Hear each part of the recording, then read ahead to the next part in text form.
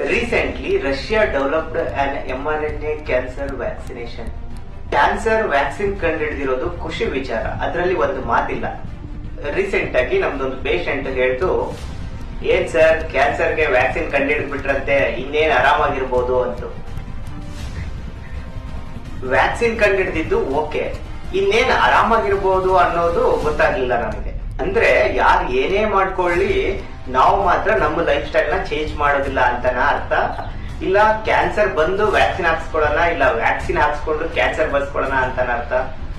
ಯಾಕೆ ಅಂತಂದ್ರೆ cancer ಹೆಚ್ಚಾಗಿರೋದಕ್ಕೆ vaccine ಕಂಡುಹಿಡಿದಿರೋದು. Cancer ಹೆಚ್ಚಾಗಿರ್ಲಿಲ್ಲ ಅಂತಂದ್ರೆ ವ್ಯಾಕ್ಸಿನ್ ಅವಶ್ಯಕತೆ ಎಲ್ಲಿತ್ತು ನಮ್ಗೆ?